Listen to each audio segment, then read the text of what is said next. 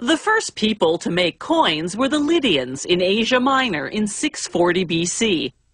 About 40 years later, the concept spread to ancient Greece, where coins often featured an owl, the symbol of the goddess Athena.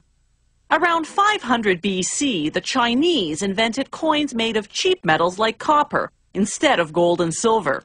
Today's currency coins are still made of copper, nickel, and other inexpensive materials.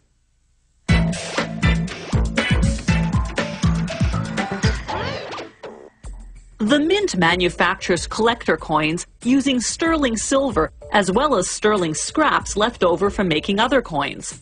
The silver goes into a casting furnace at 1,150 degrees Celsius.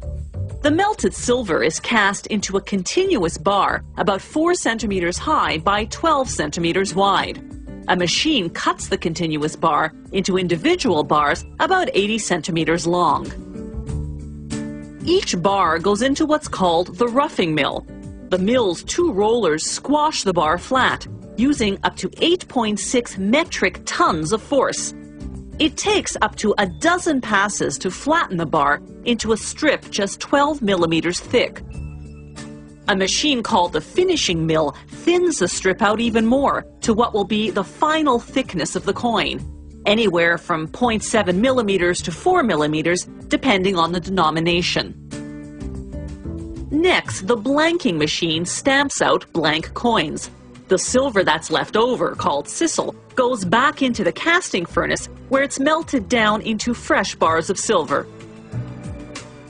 The next stop for the blanks is the rimming machine, whose spinning wheel presses a raised edge or rim on each one. The blanks then go into a tub filled with water, cleaning solutions, and steel beads. The beads act as an abrasive agent, smoothing and polishing the blanks. After a 20-minute cycle, they empty the tub's contents into a sifter to separate the blanks from the beads.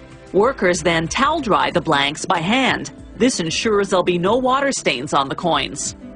Throughout the coin-making process, as the silver is worked, it becomes brittle, so brittle that it could easily break when struck.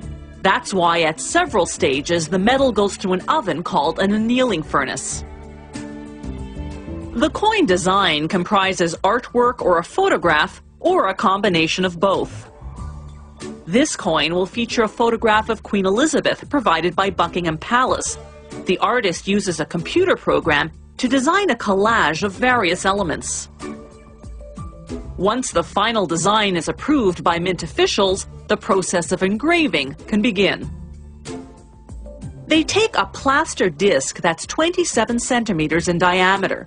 The computer guides the engraving machine to turn the one-dimensional computer design into a three-dimensional version in rough detail. This creates a plaster model of the design in the negative. They now use this negative to cast a plaster positive. An artist then enhances the detail by hand. Once that's done, they cast a negative plaster mold. From that, they then cast a positive mold, this time in rubber. From the rubber, they cast a negative mold out of hard black epoxy. They mount the epoxy model on a machine called a pantograph, which is essentially a reducing machine. It traces the model and cuts a version 1.5 times smaller in brass. This reduction process takes 36 hours. Then an engraver takes the brass model and fine-tunes the design under a microscope. At this stage, the engraver also adds the lettering, noting the year, the denomination, and the country of issue. Then comes another 36-hour reduction process. They reduce this brass model 1.5 times to create what's called a matrix, a negative model made of high-grade steel that's the final size of the coin. Then they strike the matrix onto a block of steel, which creates a positive called a punch. Then they strike the punch onto another steel block to create a negative called a die.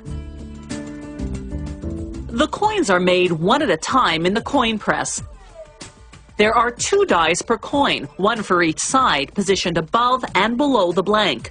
They strike simultaneously, not once but twice, to create a high-quality impression.